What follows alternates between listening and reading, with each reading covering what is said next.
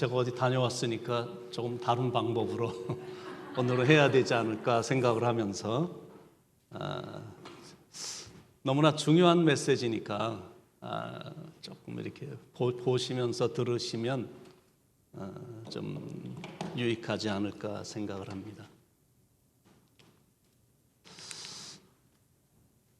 성경의 제일 첫 페이지에 나오는 창세기 1장에 보면 천지 창조에 대한 말이 나옵니다. 하나님께서 천지를 창조하셨어요. 어째 검은 게 없어요? 이게 보이나? 뒤가? 이런 거 있어요? 오케이.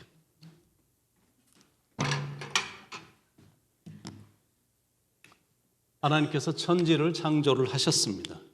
그리고 5일에 걸쳐서 천지를 창조하셨어요.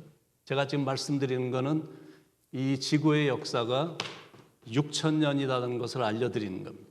많은 과학자들이 공부를 좀 했다는 사람들이 이 지구의 역사는 몇십억 년이다라고 말하는 사람들이 있는데 저는 그것을 믿지 않고 사람들이 생각해서 이렇게 됐을 것이다라고 생각하는 걸 믿는 것이 아니라 저는 그냥 성경에 나오는 걸 그대로 믿고 하나님이 하신 말씀을 믿지 어떤 그 진화론적인 그런 이론이나 진화론적으로 말하는 것을 저는 받아들이지 않습니다. 천지가 창조되고 그 다음에 아담의 후손의 이 족보가 창세기 5장과 창세기 11장에 나오는데 거기서부터 시작된 모든 나이를 다 합쳐보면 이 지구의 역사는 이제 6,000년이다라는 걸 우리가 이제 알게 되거든요. 그래서 성경이 나오는 그대로 저는 믿습니다. 그래서 5일 동안 하나님께서 이 천지를 창조하셨고 6일째 되는 날 하나님께서 당신의 형상을 닮은 인간을 만드신 겁니다. 창세기 1장 26절에 보시면 하나님께서 예수님과 성령님과 삼위일체가 지금 대화하시는 장면이 나와요.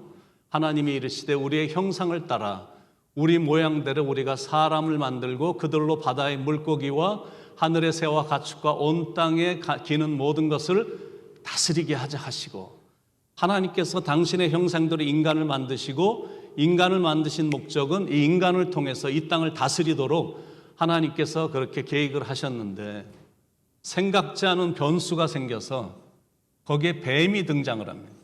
이 뱀은 사탄입니다. 그리고 우리가 잘 알고 있는 루시퍼입니다. 루시퍼.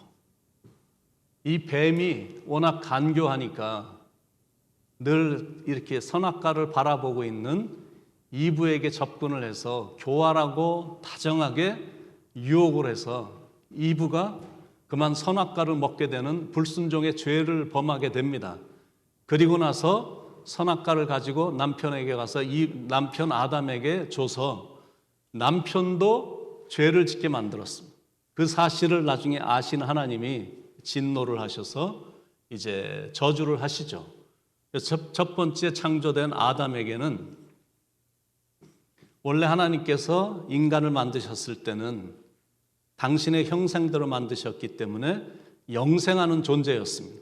그런데 죄를 지음으로 말미암아 이제는 어느 때가 되면 죽을 수밖에 없는 그런 존재가 됐고 그 아름다운 에덴 동산을 잃어버리게 됐고 쫓겨나게 됐으니까 그리고 세 번째는 이제는 땀을 흘려서 일을 해야만 먹고 사는 존재가 된 겁니다. 그러다가 이브에게는 똑같이 어느 때가 되면 죽을 수밖에 없는 존재로 전락하게 됐고 그리고 두 번째는 해산의 고통을 겪어야만 그래서 자녀를 낳게 되는 그런 것을 얻게 됐고 그 다음에는 남편을 기다리고 남편을 원하고 남편을 사모하는 그래서 남편의 지배를 받는 존재로 돼버리게 된 겁니다. 그러다가 이제 뱀에게는 하나님이 오셔서 이 죄를 시작하게 한 존재니까 원래 뱀은 처음에 하나님이 창조하셨을 땐 두 다리가 있었습니다. 그래서 두 다리로 걸으면서 이렇게 다녔는데 이제부터는 배로 다니고 그래서 창세기 3장에 보면 뱀에 대한 저주가 나오죠. 그래서 여호와 하나님이 뱀에게 이르시되 내가 이렇게 하였으니 내가 모든 가축과 들의 모든 짐승보다 더욱 저주를 받아 배로 다니고 살아있는 동안 흙을 먹을지니라, 이렇게 말씀하고 있어요. 흙을 먹는다라는 겁니다. 흙을 먹는다. 뱀을 자세히 보면 흙은 먹지 않습니다. 흙을 이렇게 배로 다니지만 흙은 먹지 않고 개구리라든지 쥐나 이런 것들을 잡아먹는 건데, 흙을 먹을지니라 이렇게 하나님이 저주를 내리셨어요. 여기에 뜻이 있습니다. 흙을 먹는다는 것은 사람이 흙으로 만들으셨잖아요. 하나님께서 형상을 만드실 때 우리의 육체는 흙으로 만들어 주셨습니다. 그래서 너는 이제부터 사람들을 유혹할 거고 사람들을 괴롭힐 거고 사람들을 멸망시키는 일에 아주 혼을 쏟을 것이다라고 그렇게 예언적인 저주를 하셨습니다. 그런데 그 다음에 나오는 말씀이 굉장히 희망적인 메시지가 나옵니다. 창세기 3장 15절에 보면 뱀에게는 이런 저주를 했는데, 그런데 성경에 처음으로 나가는 복음의 메시지가, 예언적인 메시지가 15절에 나옵니다. 내가 너로 여자와 원수가 되게 하고 내 후손도 여자의 후손과 원수가 되게 하리니 여자의 후손은 내 머리를 상하게 할 것이요 너는 그의 발꿈치를 상하게 할 것이니라고. 여자와 원수가 되게 하고 그리고 내 후손도 여자의 후손과 원수가 된다. 여자의 후손, 그러니까 사람이 이렇게 후손이 태어나는 것은 여자가 남자를 통해서 이렇게 자녀가 아들이 태어나고 딸이 태어나는 법인데, 여기에 보면 여자의 후손과 원수가 된다라는 것은 남자의 관계를 갖지 않고 여자의 몸을 가지고 아들이 태어나는데 그 아들과 너는 영원히 원수가 될 것이다 라는 그런 그 예언적인 메시지거든요. 예수님이 이 땅에 태어나셨을 때 처녀가 잉태하여 아들을 낳으리니, 남자를 모르는 관계도 갖지 않은 이 여인을 통해서 하나님의 아들이 이렇게 태어나게 된 것을 지금 예언하고 있거든요. 그러면서 영원히 너와 원수가 될 거고 그리고 사탄 너는 그의 발꿈치를 상하게 할 것이다라는 거예요. 예수님이 이 땅에 오셔서 십자가에서 고통당하시고 십자가에서 돌아가시는 그것은 겨우 발꿈치를 상하게 하는 정도고, 예수님은 사탄의 머리를 아주 작사를 낼 것이다라는, 부숴버릴 것이다라는 그런 예언적인 메시지가 나오거든요. 왜냐하면 십자가에서 돌아가신 게 아니라 십자가에서 부활하셨기 때문에 예수님이 이제 승리자가 되심을 지금 이제 예언적으로 말씀을 해주시는 겁니다. 그래서 이때부터 지금까지 사탄과 예수님과 예수님을 따르는 사람들의 관계는 원수의 관계인 겁니다. 그래서 영적 전쟁이 있는 겁니다. 그래서 이거는 지금 6,000년 전에 있었던 스토리고 이제 2,000년의 세월이 흐릅니다. 그래서 지금으로부터 한 4,000년 전에 이제 하나님께서 한 사람을 부르시는데 아브라함을 부르십니다. 아브라함을 부르시죠. 아브라함을 부르셔서 하나님께서 이렇게 언약을 맺으십니다. 창세기 12장 1절 2절에 보시면 이런 말씀이 나와요. 창세기 12장 1절 2절. 내가 너로 큰 민족을 이루고 내게 복을 주어 내 이름을 창대하게 하리. 너는 복이 될지라. 너를 축복하는 자에게는 내가 복을 내리고 너를 저주하는 자에게는 내가 저주하리니 땅의 모든 족속이 너로 말미암아 복을 받을 것이니라 하신지라. 여기서 말하는 땅의 모든 족속이란 것은 온 인류를 말하는 거예요. 너로 인하여 온 인류가 복을 받을 것이다 라는 겁니다. 그러니까 6,000년 전에는 하나님의 예언이 여자의 후손을 통해서 이 언약은 계속 이어질 거고, 그리고 2,000년이 지난 아브라함을 통해서는 아브라함의 씨를 통해 모든 족속이 복을 받을 것이다 라고 이제 이렇게 예언을 하시죠. 그런데 모든 족속이, 근데 아브라함은 지금 나이가 75세거든요. 부인은 사라는 65세입니다.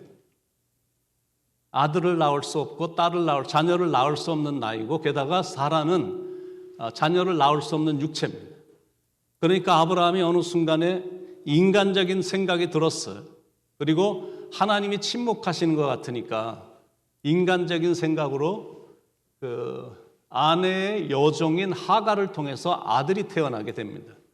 이스마엘이란 아들이 태어나게 되는데 하나님의 계획은 거기에 있지 않았습니다.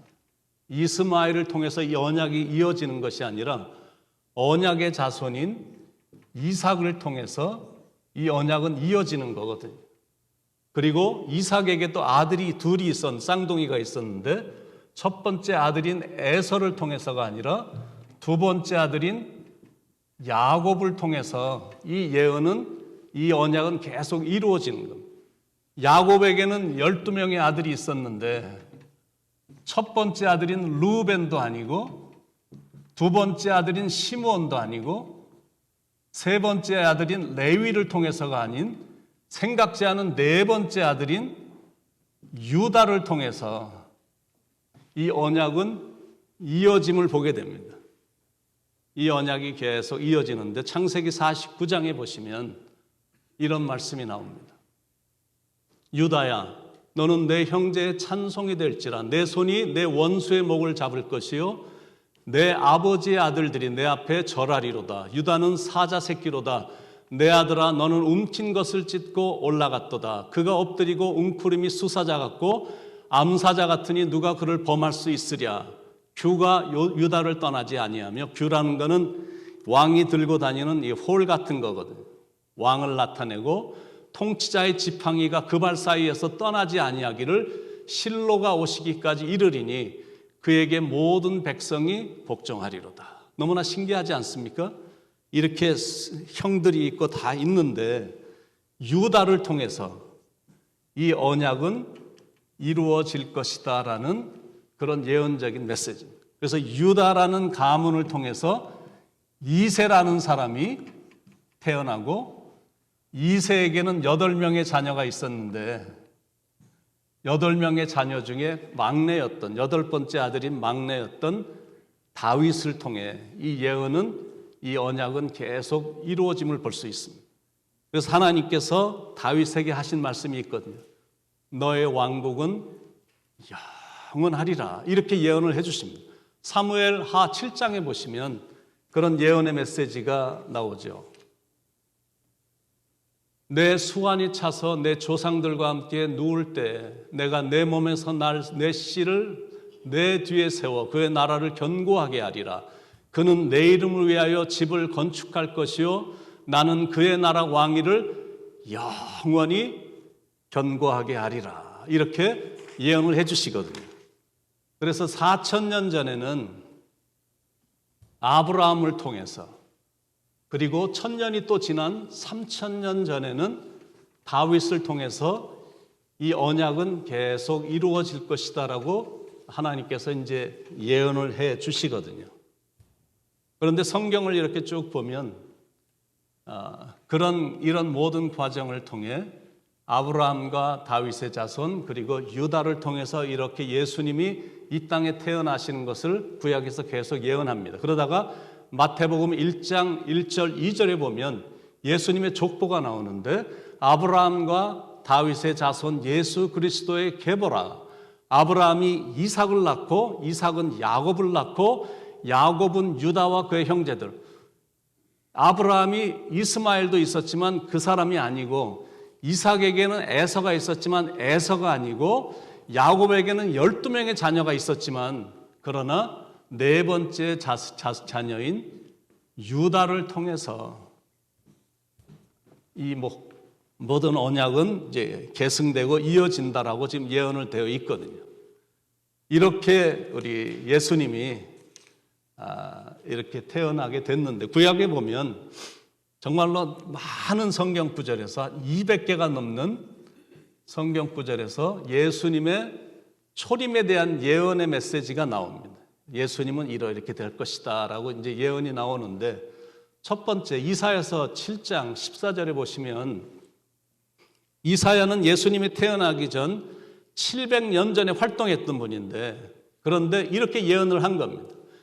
그러므로 주께서 친히 징조를 너에게 주실 것이라. 보라, 처녀가 잉태하여 아들을 낳을 것이요 그 이름을 임마누엘이라 하니라. 그런데 누가복음 1장 30절 31절에 보면 그거에 대한 답변이 나오거든요. 천사가 이르되 마리아여 무서워하지 말라 내가 하나님께 은혜를 입었느니라. 보라 네가 잉태하여 아들을 낳으리니 그 이름을 예수라 하라. 처녀가 잉태할 것이다라고 예언이 되어 있고 그 이름을 예수라 임마누엘이라 하라라고 예언이 되어 있는데 그게 실제로 이루어졌다라는 거예요. 그리고 미가서에 보면 이런 또 예언이 나오거든요. 베들레헴 에브라다야 너는 유다 족속 중에 작을지라도 이스라엘을 다스릴 자가 내게서 내게로 나올 것이라. 그의 근본은 상고에 영원에 있느니라. 그러니까 예수님이 어디서 탄생될 것이다라는 것도 구약에서 다 예언이 되어 있어요.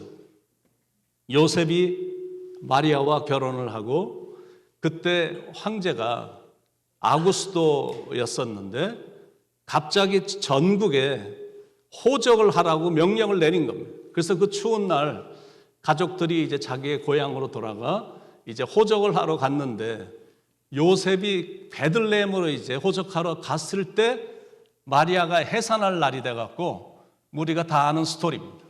그래서 결국에는 거할 곳이 없어서 말구유에 이제 누이게 되는 이런 그 스토리가 이렇게 나오는데 이런 것들이 다 예언의 성취를 위해서 있었던 일이다라는 겁니다. 이렇게 처녀가 잉태하여 아들을 낳고 어디서 태어날 거고 그리고 이사야서 9장 1절에 보면 예수님이 활동 지역이 갈릴리 지역이 될 것이다라는 그런 예언도 있고 그리고 스가랴에 보면 이런 말씀이 또 나오거든요. 시온에 따라 크게 기뻐할지로다 예루살렘에 따라 즐거이 부를지어다 보라 내 왕이 내게 임하시리니 그는 공의로우시며 구원을 베푸시며 겸손하여서 나귀를 타시리니 나귀의 작은 것 곧 나귀 새끼니라. 예수님이 예루살렘으로 입성하실 때 나귀 그것도 나귀 새끼를 타고 입성하실 것이다라는 예언이 다 나와 있고 마가복음 11장에 보면 그거에 대한 답이 또 이렇게 나오죠. 나귀 새끼를 예수께로 끌고 와서 자기들의 겉옷을 그 위에 얹어 놓음에 예수께서 타시니 예언의 성취가 너무너무 확실히 이루어지는 겁니다.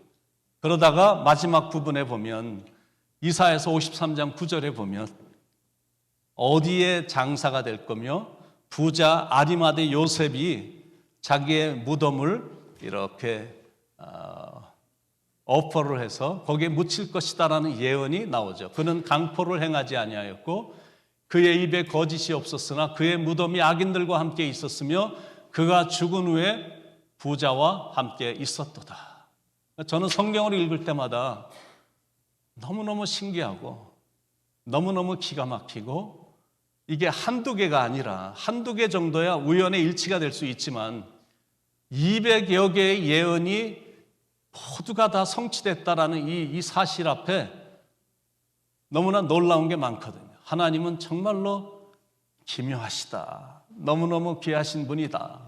그러니까 이 땅에 오셔서 예수님이 하신 일들을 보면 물을 포도주로 만드시고 그리고 오병이어로 5,000명을 먹이시고 무리를 걸으시고 거친 풍랑을 잠잠케 하시고 죽은 나사로도 살리시고 그리고 당신이 직접 십자가를 지시고 거기서 돌아가시고 부활을 또 하셨거든요. 이런 놀라운 일은 이게 하나님의 아들이 아니고는 이거는 절대 가능치 않은 일이거든요. 게다가 예수님이 이 땅에서 오셔서 하신 말씀이 있어요. 보통 사람들은 할 수 없는 말을 예수님은 하셨거든요. 수고하고 무거운 짐진 자들아 다 내게로 오라 내가 너희를 쉬게 하리라. 목마른 자들은 다 내게로 와라. 내게로 와서 마시라. 이렇게 말씀도 하시고 내가 곧 길이요 진리요 생명이니 나로 말미암지 않고는 아버지께로 올 자가 없느니라. 이런 당당한 메시지를 하셨거든요. 나는 부활이요 생명이니 나를 믿는 자는 죽어도 살겠고 무릇 살아서 나를 믿는 자는 영원히 죽지 아니하리니 너희는 그것을 믿느냐. 나를 본 자는 아버지를 본 것이다라고 당당하게 말씀하시는 이 예수님의 모습을 볼 수 있거든요. 예수님은 정말로 위대하시고 정말로 크시고 그리고 너무너무 기묘하신 분이십니다.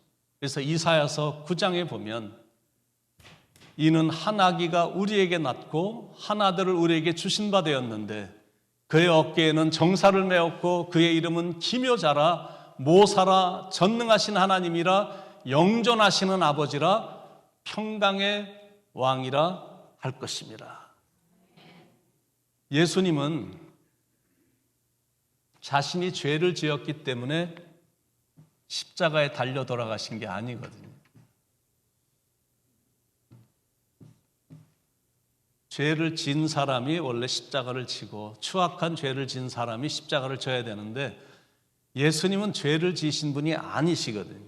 인간들의 죄가 너무 커서 그렇게 처절하게 고통을 당하신 겁니다. 그러니까 예수님이 이 땅에 육신의 몸을 입고 오신 거는 이 인류들을 구원하시기 위해서 오신 거예요.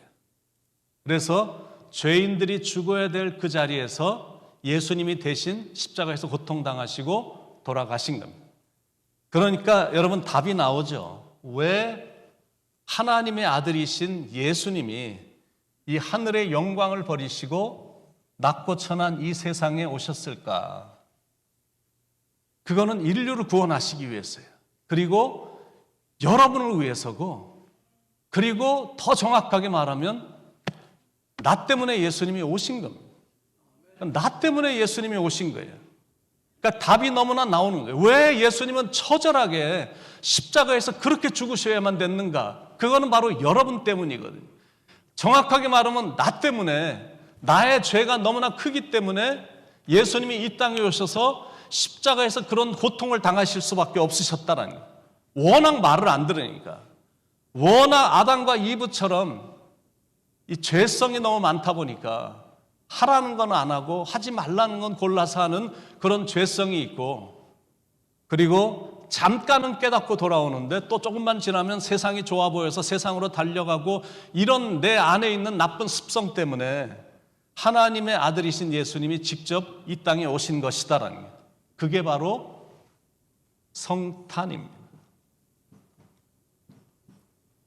하나님의 아들이신 그 거룩하신 분이 육신의 몸을 입고 이 땅에 오신 그 사건, 인카네이션, 성육신, 거룩하신 분이 육신의 몸을 입고 이 땅에 오신 그 사건, 그게 바로 성탄이다는. 왜냐하면 그거 외에는 다른 방법이 없으니까.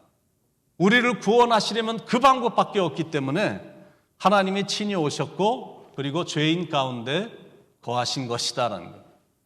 사람이 사람을 절대 구할 수가 없으니까 구원은 오직 하나님만이 하실 수가 있으니 하나님이 직접 이 땅에 육신의 몸을 입고 오신 사건입니다.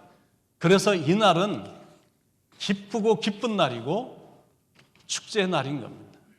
그래서 이날은 하여튼 기쁘게 찬양을 부르는 날이야. 기쁘다 구주 오셨네, 만백성 맞으라. 우리가 이렇게 찬양을 하는 이유가 이런 이유를 알기 때문에 그렇습니다. 기뻐하며 경배하세. 이거는 하라고 그래서 하는 게 아니라 이거를 우리는 분명히 알기 때문에 우리 안에서 찬양이 나오는 거예요. 예수님이 탄생하셨을 때 바로 그때 천군 천사들이 그렇게 찬양을 불렀던 바로 그 찬양입니다. 누가복음 2장에 나오는 말씀, 호련히 수많은 천군이 그 천사들과 함께 하나님을 찬송하여 이르되 지극히 높은 곳에서는 하나님께 영광이요 땅에서는 하나님이 기뻐하신 사람들 중에 평화로다 하니라. 그래서 그날은 메리 크리스마스인 겁니다. 그런데 이런 말을 못하게 하잖아. 이렇게 좋은 날이, 우리는 너무 좋은데 법으로 그냥 못하게 하고 해피 할러데이 이렇게 자꾸 바꾸려고 그러지만, 우리는 끝까지 메리 크리스마스를 고집하는 이유는 이런 사실을 알기 때문에. 나는 죽을 수밖에 없고 죽으면 지옥 갈 수밖에 없었는데 하나님이 이런 사실을 알고 마음이 너무 아프셔서 하나님의 아들 예수님 보내주시고 십자가에서 죽게 하시고 그리고 부활하셔서 이 모든 일들을 알기 때문에 메리 크리스마스, 너무나 기쁘고 즐거운 날인 겁니다. 왜냐하면 만왕의 왕이신 하나님이, 예수님이, 하나님의 아들이신 예수님이 우리를 위해 오셨기 때문이고, 주님의 오심과 십자가에서 죽으심으로 인해 구원의 문이 활짝 열렸기 때문에 그렇습니다. 여러분, 세상 역사적으로 보면 세상의 왕들 그리고 세상의 여왕들은 별로 좋은 왕들이 없었던 거 다 아시죠? 거의 푸틴과 같다고 생각하면 됩니다. 나를 위해 수많은 젊은이들 전쟁터에 나가서 죽든 어떻게 처절하게 죽든지 얼마나 추운지 거기서 지금 지내고 있는 이런 시간들을 보면 발이 춥고 뭐 계속 얼어 있으니까 발은 뭐 동상에 난리가 나는데도 너희들은 나를 위해서 죽어야 돼, 이런 생각들이 있거든요, 통치자들에게는. 근데 역사적으로 보면 왕과 여왕들은 다 내보냈어요. 너희들은 나를 위해 죽어라, 이런 사상이 있었거든. 그런데 오직 만왕의 왕이신 예수님만 당신의 백성들을 위해 자기가 친히 죽으신 거거든. 이 사건이 너무나 기가 막히니까 우리는 찬양을 안 부를 수가 없는 거예요. 천국에 들어갈 수 있는 방법, 여기서 여기로 가야 되는데 갈 방법이 없어요. 왜냐하면 여기는 너무나 큰 구렁텅이가 있어서 이거 어떻게 방법이 없어. 그러니까 인간적인 방법으로 암만 써도, 컴퓨터가 아무리 발전을 하고 아무리 돼도 이 세상에서 하늘나라로 갈 수 있는 방법은 하나도 없어.